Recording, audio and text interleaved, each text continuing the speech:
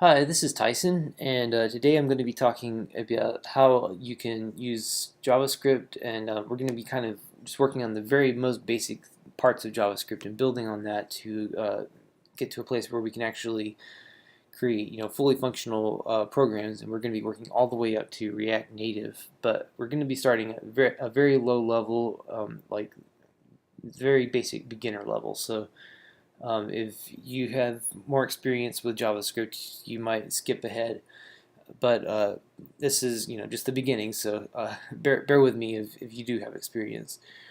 So we're gonna first be talking about what JavaScript is. It has the basic language features of JavaScript. It has a C syntax. So if you're familiar with Java or C# or any kind of C-based language like that, JavaScript's going to look pretty familiar to you. The curly braces and the way that functions and classes and stuff like that are declared is going to be very, very familiar. It's a high level language. You don't get into lower level stuff like garbage collection and things like that because you're really just it's managing a lot of that stuff for you, so you don't have to worry too much about anything except actually building out your actual program.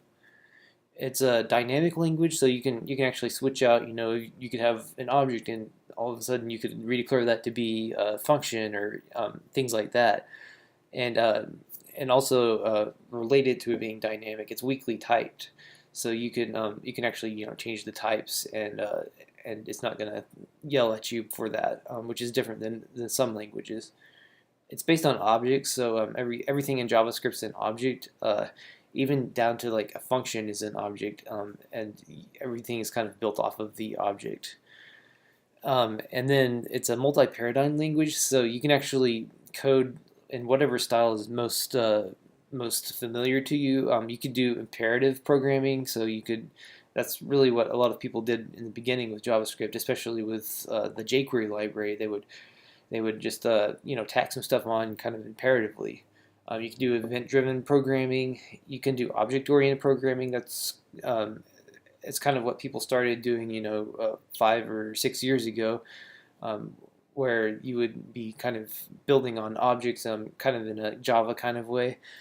Or you can do functional programming, and that's kind of what I lean towards these days is a more functional paradigm. But you can build really nice, fully functional apps in any paradigm because JavaScript is really really flexible in that way. So we're going to start out just by looking at a couple of like very basic building blocks of how to do stuff with JavaScript. And first of all, we have variables.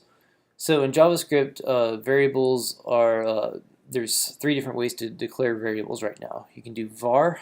I'll just switch over to this code pin.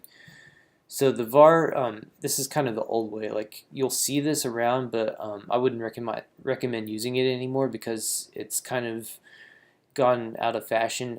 The problem with var is a thing called variable hoisting, where basically you would declare a variable, but like somewhere further down in your function, but the variable would already be declared because it would be pushed up to the very top of your function whenever you actually run your program.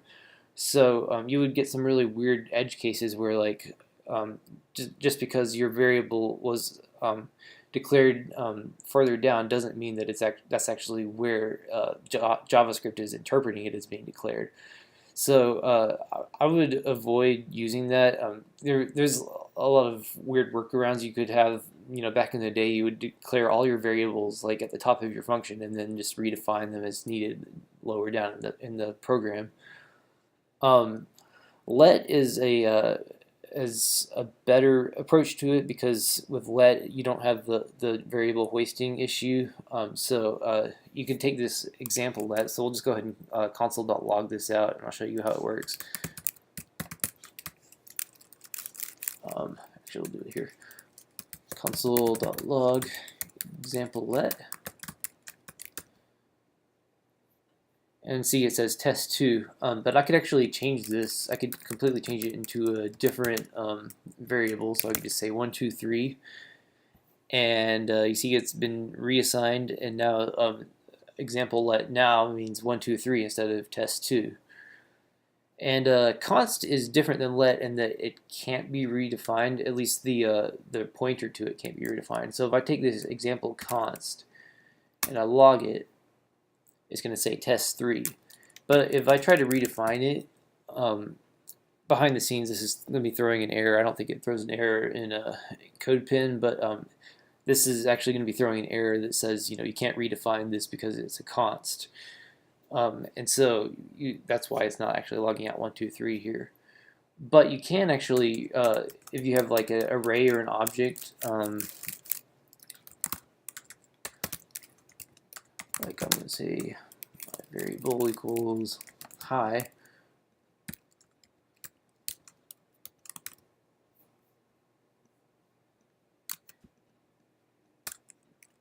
So there, it's logging out hi as my variable. But if I wanted to change example const dot my var equals 1, 2, 3, that will actually update because it's not updating the pointer to the object. It's actually just updating a property on the object. So you can still do that with const.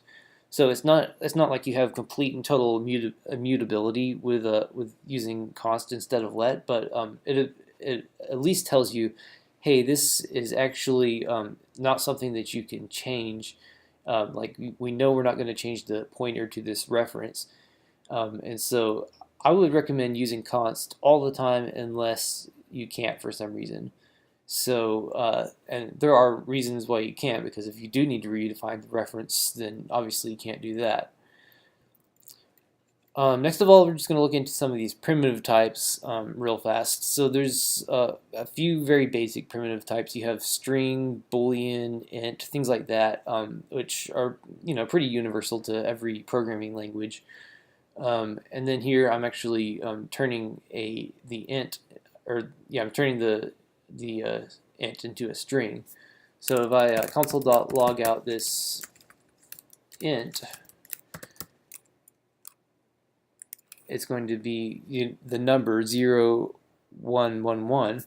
But if I log out this stringified version of it, we'll get it wrapped in quotation marks. And you can convert things back and forth. Like if I wanted to convert that back, I could make a new const and say floated string, and we'll take the stringified int and we'll wrap this in a parse float. And JavaScript gives you a parse int and a parse float. The int will actually take this and it will turn it into a 0 because it doesn't respect anything after the decimal point. So what we actually do want is the stringified, is the parse float. So we're going to take that and we're going to log that out. And you see it converted it back. And so you can do type conversions like this pretty easily in JavaScript, and obviously you can just, if you're using a let statement, you can just totally redefine what the type is. But I don't recommend that because you're obviously going to want to have consistency, and so like the more you're redefining types and changing things like that, the harder it is to follow your program and know what's going on. So in the next part, we're going to be looking at some more things. We're going to be looking at how functions work in JavaScript. So we'll hop in on that here in a minute.